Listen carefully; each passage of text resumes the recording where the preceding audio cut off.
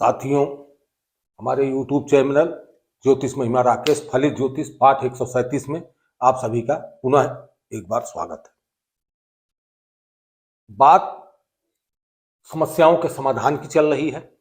समस्याओं के समाधान में हमने विवाह की पहला चैप्टर उठाया था। विवाह में जो है आपने क्या जाना कि विवाह में आपने जाना कि विवाह कब होगा, विवाह के योग है कि नहीं, विवाह बाधा योग है कि नहीं, और विवाह के समय जीवन साथी कैसा होगा, इन सब बारों में आप विचार किया गया। मांगलिक दोष के बारे में विचार किया गया।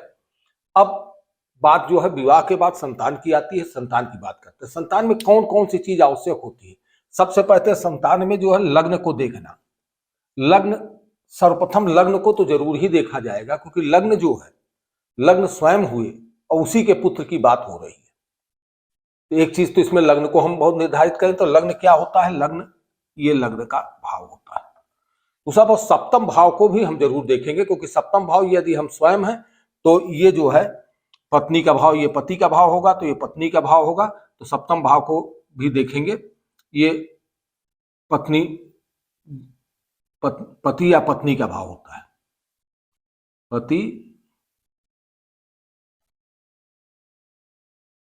पति या पत्नी का भाव होता है, तो इसको भी जरूर देखेंगे।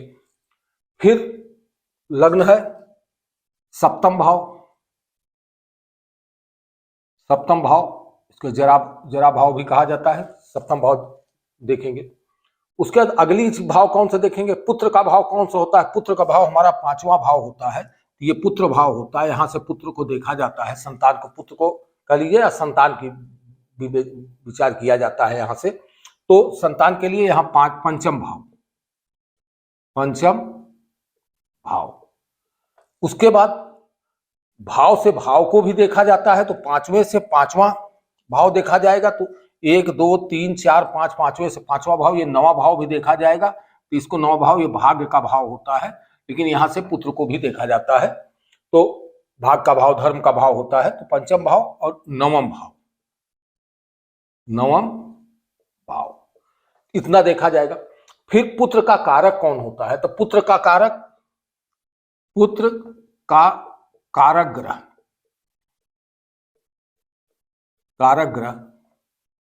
पुत्र का कारक ग्रह कौन है। पुत्र का कारक ग्रह गुरु होता है। तो इतने चीजों को हम इसे समझने के लिए क्या क्या चीज देखेंगे, लग्न को देखेंगे, सप्तम भाव को देखेंगे, पंचम भाव को देखेंगे, नवम भाव को देखेंगे, पुत्र के कारक ग्रह को देखेंगे, तब हमें पता लगेगा। अब इससे संबंधित कुछ सूत्रों को समझिए आप। एक सूत्र हमें होता है कि लग्न से पंचम भाव में, सूत्र जो है लग्न से पंचम भाव में,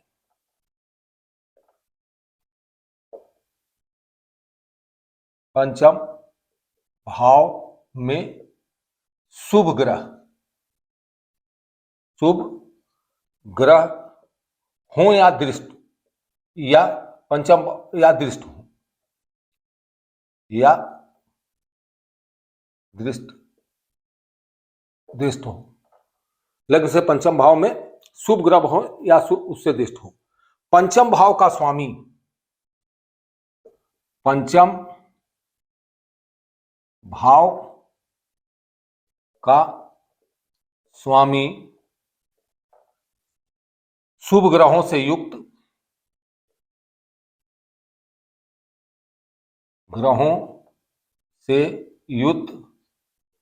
या दृष्ट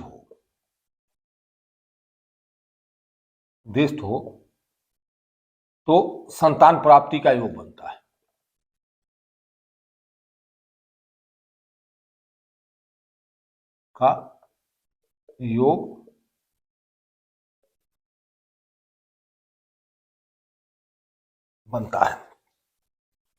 अब आपने ये समझा सीधे कि अब इसको पत्रिका में समझते हैं। आइए, तो पत्रिका में समझने के लिए इसको क्या देखेंगे हम। लग्न से पंचम भाव में शुभ ग्रह हो, तो शुभ ग्रह कौन कौन से हैं। शुभ ग्रह आपको पहले से विदित है कि शुभ ग्रह कौन कौन से होते हैं। गुरु और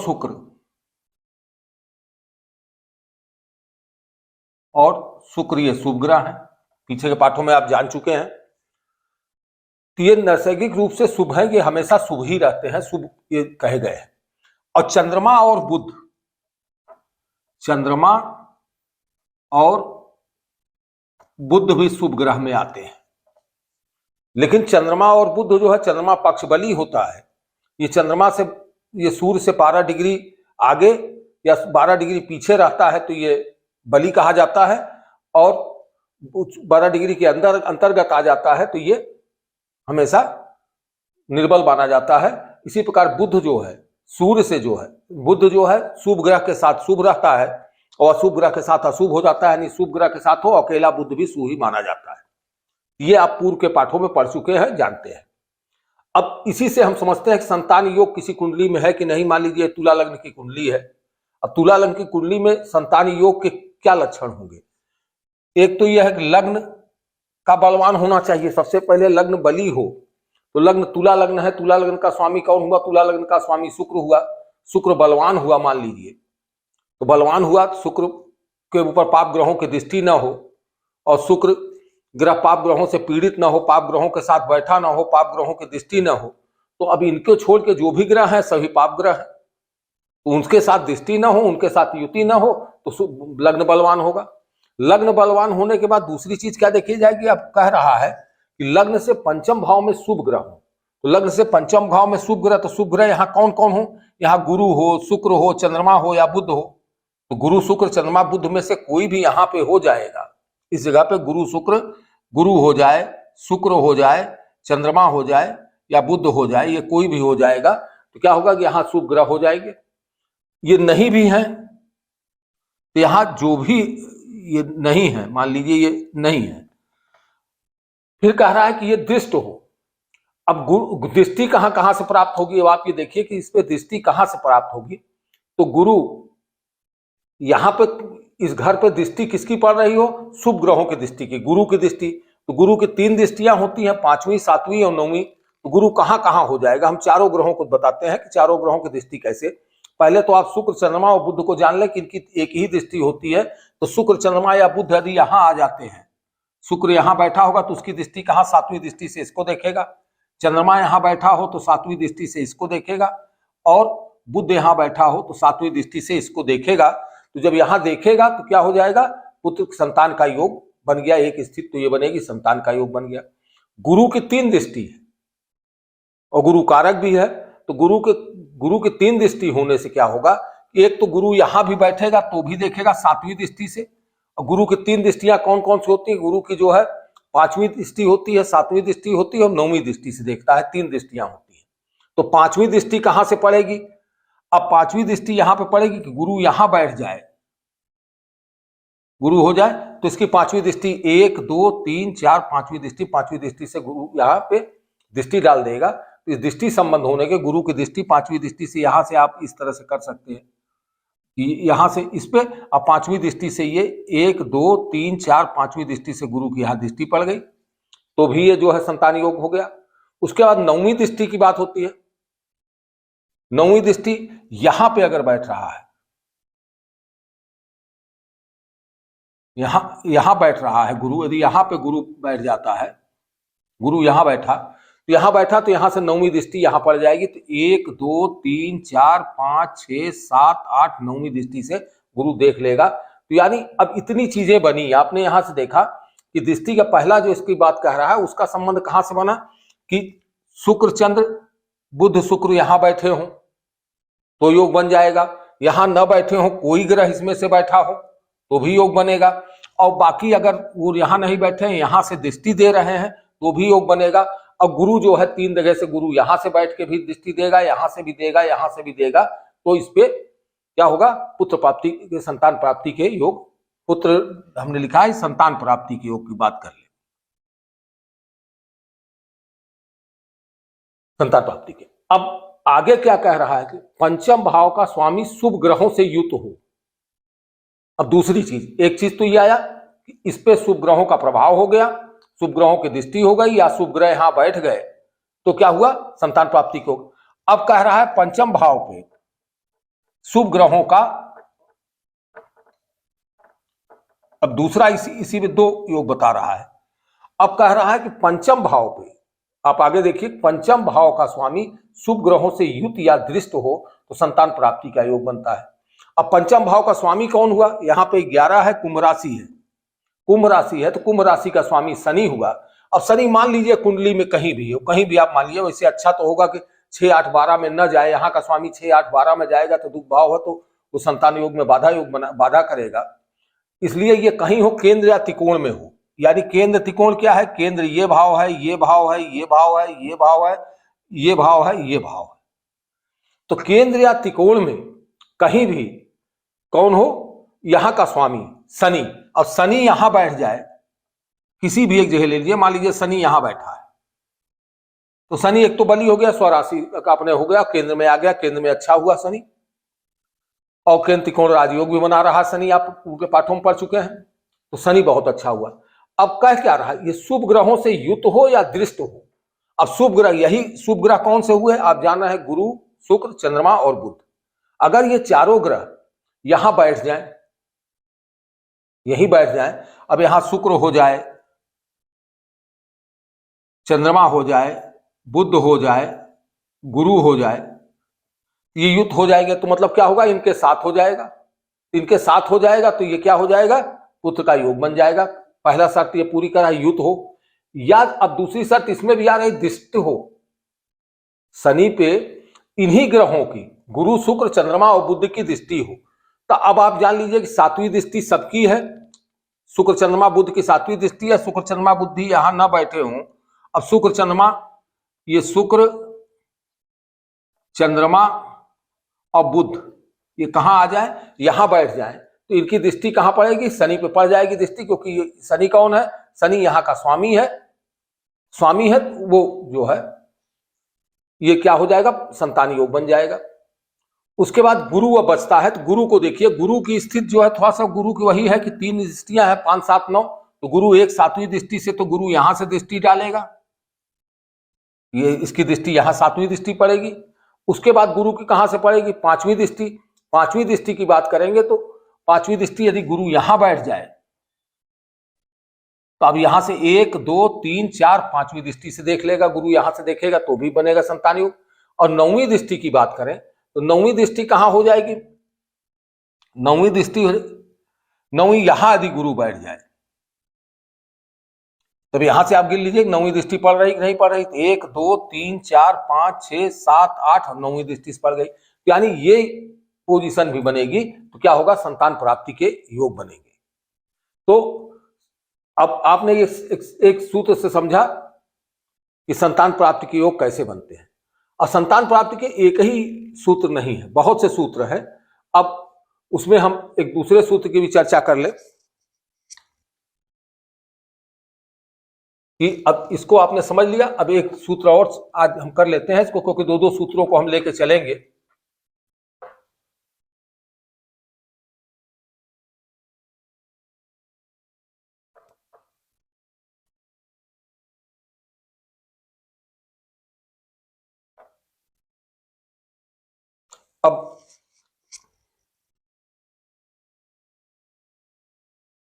अब एक चीज आती है, दूसरा सूत्र अब आप ले लें।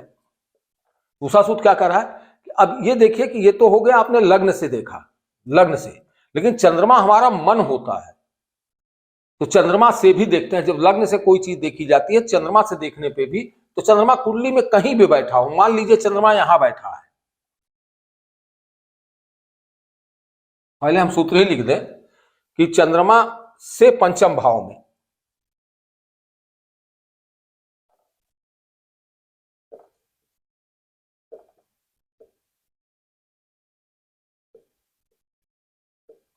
भाव में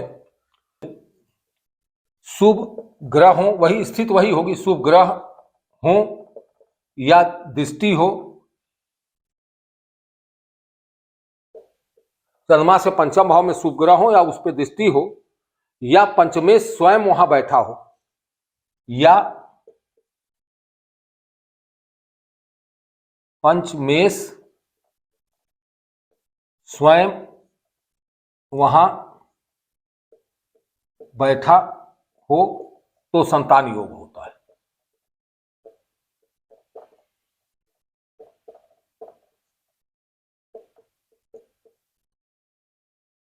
होता है। अब इसको भी सरल ढंग से पत्रिका में भी समझ लें। चंद्रमा से पंचम भाव, तो चंद्रमा कहां मैंने दिखाया, चंद्रमा यहां बैठा है। अब यहां से पंचम भाव, तो यहां से पंचम भाव कौन हुआ, 1 2 3 4 5वां भाव ये हुआ। तो चंद्रमा से पंचम भाव में शुभ ग्रह हो, तो अब वही शुभ ग्रह कौन से है, गुरु शुक्र चंद्रमा बुध। तो गुरु शुक्र और चंद्रमा और बुध। अब ये आप देख लेंगे, जरूर देख लेंगे कि बुध और चंद्रमा जो है बली है कि नहीं है।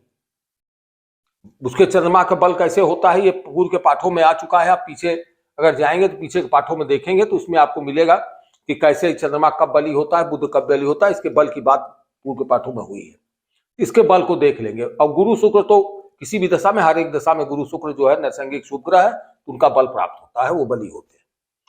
कह रहा चंद्रमा से पंचम भाव में शुभ ग्रह हो या दृष्ट हो, तो शुभ ग्रह यहाँ या तो यहाँ पे ये चारों में से कोई ग्रह यहाँ बैठ जाए, चारों बैठ जाए, 2 3 बैठ जाए, 3 बैठ जाए या कोई बैठ जाए तो संतान योग हो जाएगा। या कह रहा है कि कोई ग्रह बैठे भी हो और उस पर दृष्ट हो, यही ग्रह जो है वही चीजें हैं कि अब लग्न और चंद्रमा से देख रहे हैं। यही चीज जब 7वां भाव यहां से क्या हुआ, 7वां भाव ये यहां, तो यहां पे शुक्र गुरु चंद्रमा और बुध, तो 7वीं दृष्टि से चारों ग्रह देखेंगे, इसमें चारों कोई भी यहां बैठ के और यहां पे दृष्टि आ जाएगी तो क्या हो जाएगा, तो ये पुत्र का संतान प्राप्ति का योग बन जाएगा। उसके बाद गुरु की दृष्टि यहां पे भी वही सेम पोजीशन पिछले जिसे आपने सूत्र में देखा कि गुरु 5वीं 7वीं 9वीं दृष्टि, 7वीं दृष्टि यहां से मिल गई, 5वीं दृष्टि कहां से मिलेगी, तो अब यहीं से 1 2 3 4 5 5वीं दृष्टि यदि यहां होगा, यहां गुरु होगा, चंद्रमा से देख रहे हैं, चंद्रमा यहां लिखा है, तो यहां गुरु होगा, तो गुरु से 5वीं दृष्टि 1 2 3 4 5वीं दृष्टि। अब 9वीं दृष्टि की बात करेंगे, 9वीं दृष्टि गुरु यहां बैठ जाए, गुरु यहां हो, तो यहां से क्या होगा, 1 2 3 4 5 6 7 8 और 9वीं दृष्टि से गुरु देख लेगा, तो ऐसी स्थिति में भी बन जाएगा। पंचमेश स्वयं वहां बैठा हो, पंचमेश स्वयं वहां बैठा हो तो संतान। अब पंचमेश कौन हुआ, चंद्रमा से ही चूंकि देखा जा रहा था, चंद्रमा से पंचम भाव का स्वामी, तो 1 2 3 4 5, तो पंचम भाव का स्वामी क्या हुआ, शनि जो है, तो यहां पे क्या हुआ, मंगल हुआ। अब यहां चंद्रमा के साथ अगर मंगल बैठ जाए, मंगल चंद्रमा के साथ मंगल हो जाएगा तो क्या हो जाएगा, संतान योग बन जाएगा। तो आज आपने ये 2 योगों को समझा, कल और योगों को, इनमें जो है संतान से संबंधित और योगों को अब कुछ दिनों तक थोड़ा सा आपको ध्यान देने की आवश्यकता है कि अब इसी पे चर्चा होगी। संतान की जो है बहुत ज्यादा समस्याएं आती हैं संतान के बारे में, तो आप इसके सूत्र जो हैं, हम ज्यादा से ज्यादा सूत्र जल्दी 2 2 3 3 4 4 सूत्र जो भी होंगे तो उनको हम लेके आपके सामने प्रस्तुत करेंगे। पाठ लंबा ना हो इसलिए हम 2 2 सूत्रों को लेकर चल रहे हैं, और आज 2 सूत्रों का अध्ययन कीजिए, फिर अगले 2 सूत्रों को जो है हम, और इससे संबंधित अगर कोई चीज आपको जानकारी जाननी होगी तो इसको आप हमसे व्हाट्सएप पे उस पर जो है आप चर्चा कर सकते हैं। नंबर हमारा उस पर कॉल किया जाता है। उस पर बहुत से लोग अपनी कुंडलियां दिखाने के लिए बात करने लगते हैं। कृपया हम आप लोगों से ये करेंगे कि समय का अभाव रहता है, इसके कारण कुंडलियों के बारे में बात न करके चैप्टर से संबंधित अगर किसी को प्रश्न करना हो तो चैप्टर से संबंधित प्रश्न करें तो ज्यादा अच्छा होगा, जो सभी के लिए होगा। कुंडली किसी एक व्यक्ति के लिए होगी, और कुंडली के लिए अलग से आपको कोई बात करना हो तो आप टाइम लेके और फिर कुंडली पे आप हमसे डिस्कस कर सकते हैं। उसकी जो एक मामूली सी फीस होगी वो फीस अदा करके आप कुंडली के बारे में विश्लेषण करा सकते हैं, जानकारी प्राप्त कर सकते हैं। और बाकी फिर अगले योगों के लिए हम पुनः आपसे अगले वीडियो में मिलेंगे। सभी को नमस्ते, प्रणाम।